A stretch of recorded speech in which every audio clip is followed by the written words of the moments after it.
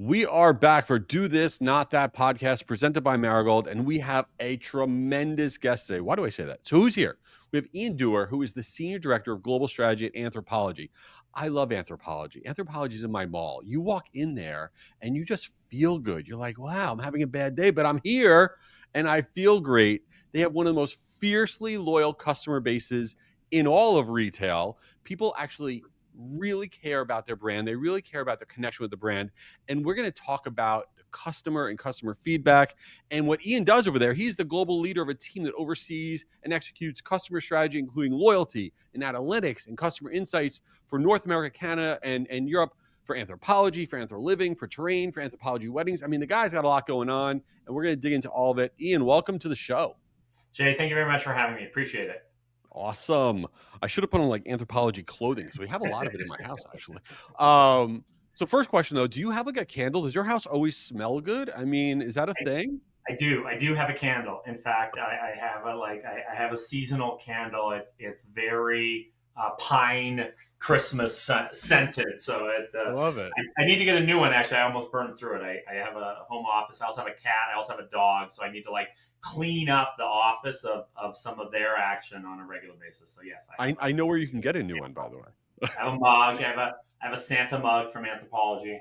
Look at this, your whole thing. I mean, you don't really go too far. It's amazing.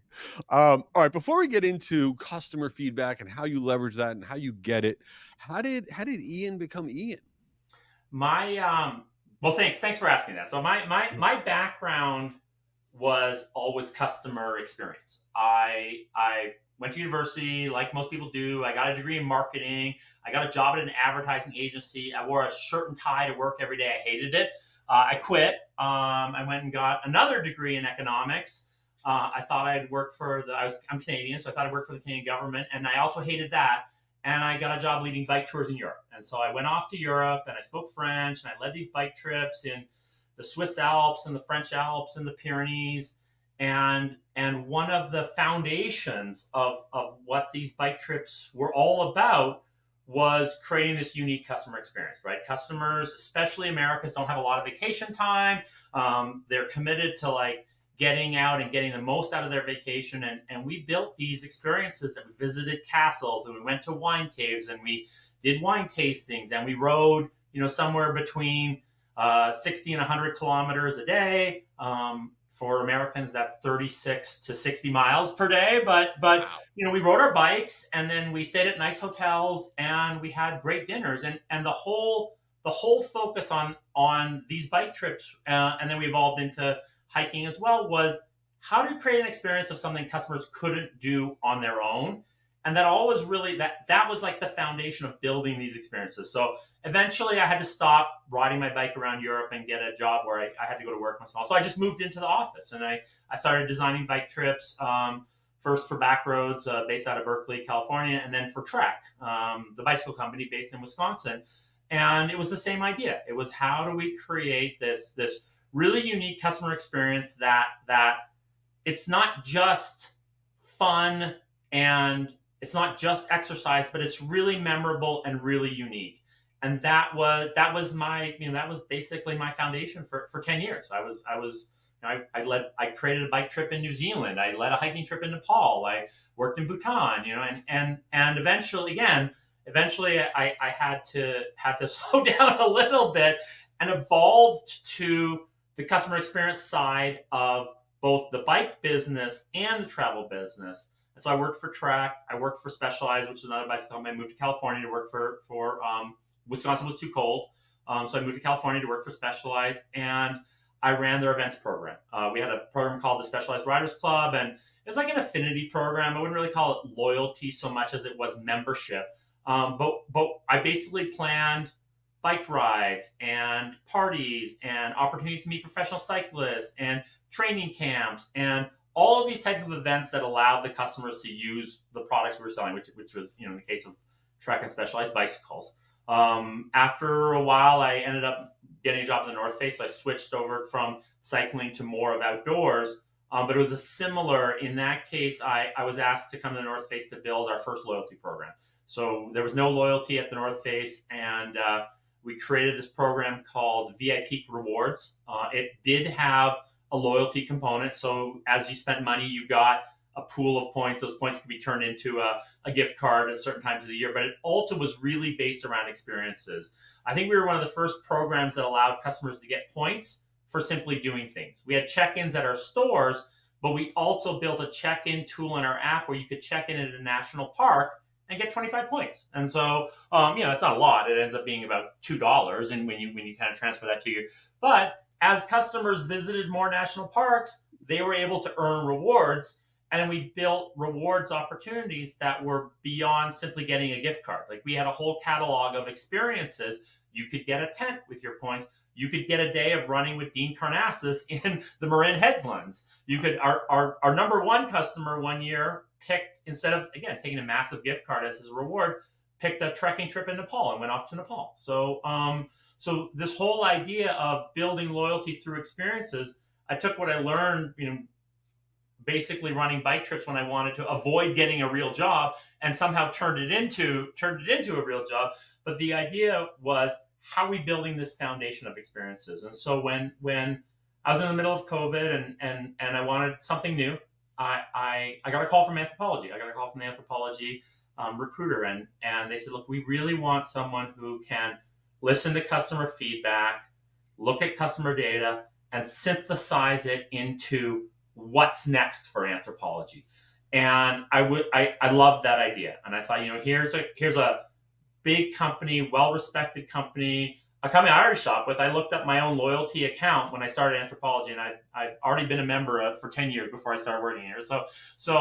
But here's a company who really cares about the customer experience, and is hungry for a way to take that data and use what the customers are telling them or us now that I work here, to make better product, to present better product, and to really tailor our assortment to what our customers want to buy, not just what we think they should be wearing or sitting on in the case of furniture.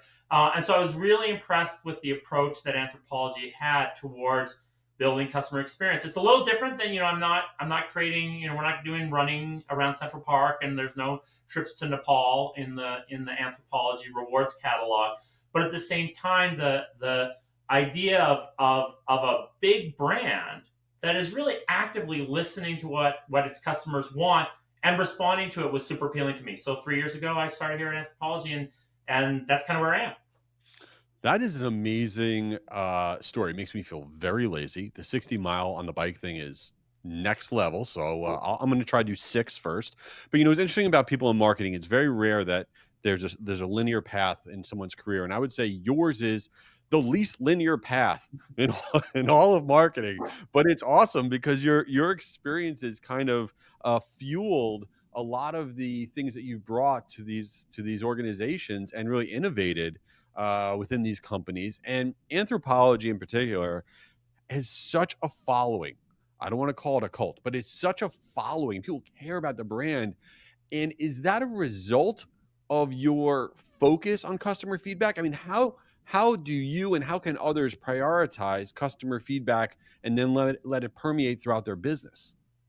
I think Anthropologie, and again, like I said, I was a customer here before I started working here. What always made Anthropologie unique was the ability for the customer to come in the store and find something they love that they didn't expect. And I think that's, like, what's the secret sauce? The secret sauce is that the brand really listens to what customers are looking at, what they're buying, and responds to that by continuing to create unique products. One of the things I think we are really great at now is continually refreshing inventory and refreshing the stores, so that if you go shopping at Anthropologie, you went last week and you need to run out and get a last minute Christmas gift tomorrow, you're going to see a totally different store. Yeah, of course there's going to be candles, of course there's going to be mugs, of course there's going to be dresses, but you're not going to see the same thing. And that's different from kind of where I came from. We set the floor at the North Face in August for fall, and the product is kind of the same for 3 months. And then we add in some heavy winter coats when we get to October, or ski coats in October. When I worked at the bicycle company, you have a season. The bikes all get introduced in the fall, and then they're the same bikes. And yes, they flow in based on the seasonality of it, but there's no reason to go back to those stores on a really regular basis just to see what's new. Anthropologie has continued to bring in new products so that the customer can always find something new when they go to the store or go on the website. But we a great example is we did some research last year.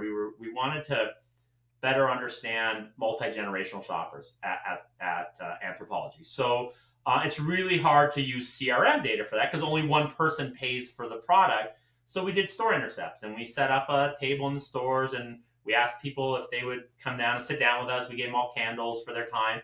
And one of the questions we asked is why'd you come here today? And if you bought something, why'd you buy that item? And we were really looking to kind of understand that motivation. And one of the things we heard over and over while we were doing this research was, I didn't really know what I wanted until I got here, but when I saw it, I loved it. That is real. I feel that when I walk in your stores. Like, you wind up buying 5 more things than what you planned on, and you may not even buy the thing you planned on. Yeah, and that's great for us. I mean, and again, it's different, right? Like at the North Face, customer comes to the store because they want a backpack or a pair of hiking boots or a rain jacket. I love the way Anthropologie has really created this sense of discovery that our customers feel very confident that they can find something new and kind of discover on the way, whether that is on the app or in the store or literally what we send them by email. They respond. I've never seen the level of email engagement that we have at Anthropologie anywhere else I've worked.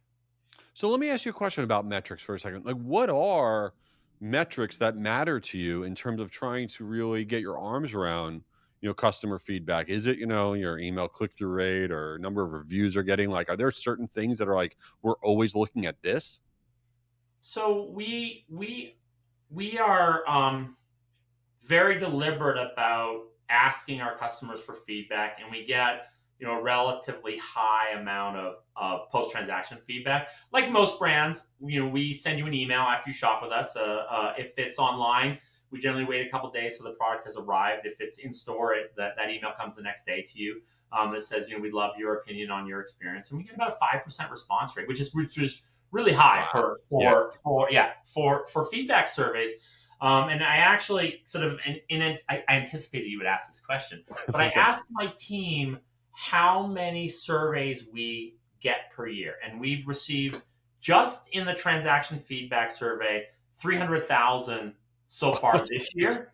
And we'll probably get another, that was a week or so ago. So we'll probably get another 50 to 75,000 literally before the end of December. So we're coming in at close to 400,000 survey responses from customers. Wow. And then we also have a whole research arm where we do a customer census every year. We get 25,000 of our customers fill out this census and tell us what they think about the brand. We do surveys for the year. So we're getting close to 500,000 data points each year about what customers think about Anthropologie.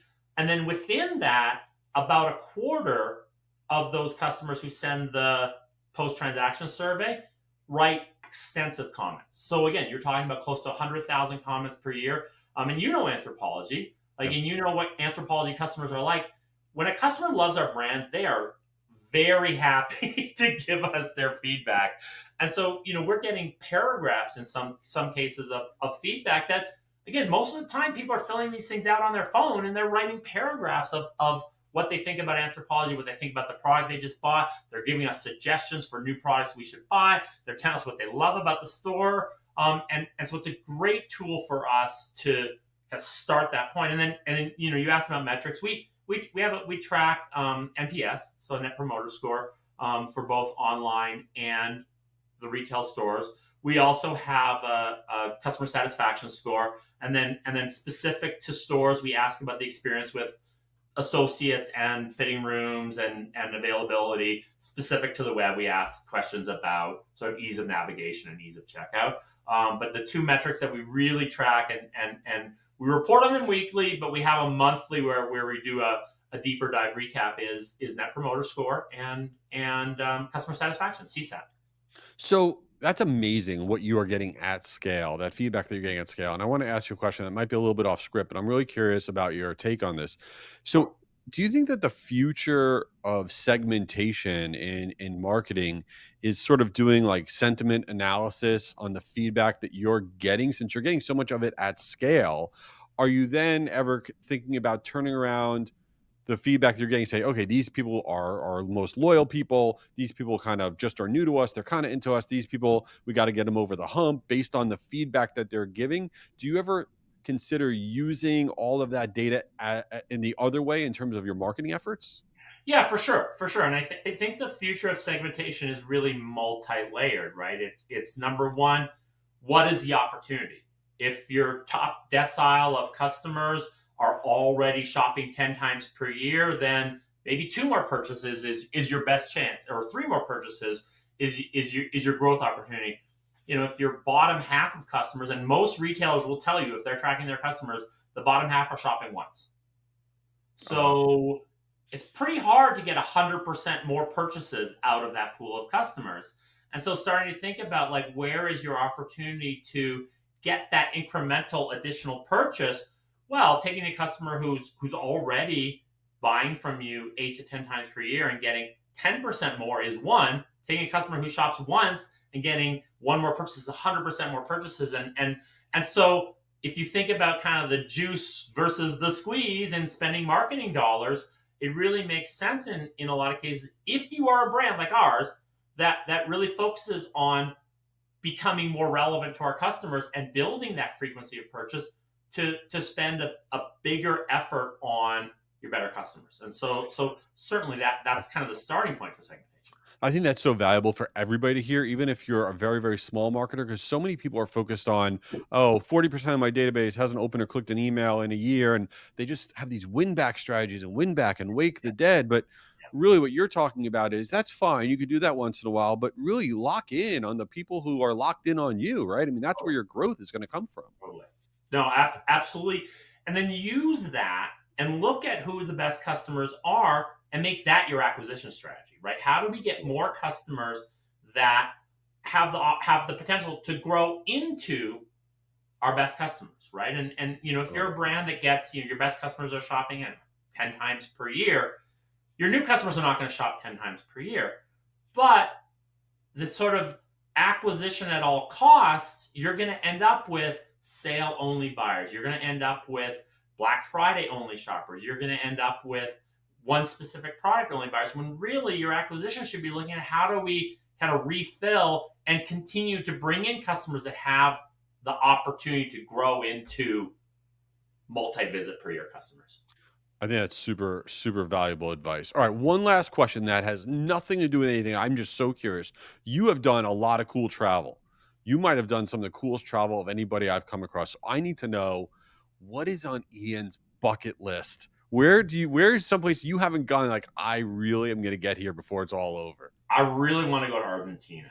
Like I Okay. really like I follow a lot of chefs on Yeah. Instagram. So do I, by the way.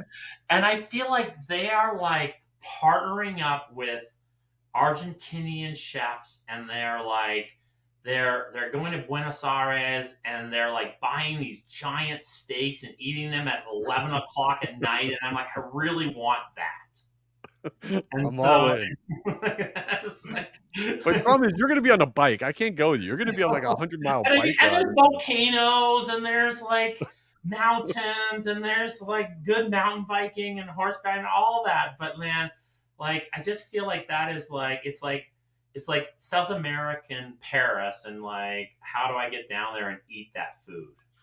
Listen, I'm all in on that. You have to invite me on that trip. And I am so appreciative that you came here today. Everybody, listen, we're going to put Ian's information, his LinkedIn, everything in the show notes. Ian, anything you want people to follow you, Anthropologie, anywhere, anything before we wrap Yeah, up? yeah, no, follow Anthropologie. I mean, come to our stores, buy stuff. Come on, but yeah, if you want to follow me, I'm happy I'm happy to continue to drop my pearls of wisdom every once in a while. But absolutely, I mean, I think the product that we have coming out now in Anthropologie is super exciting.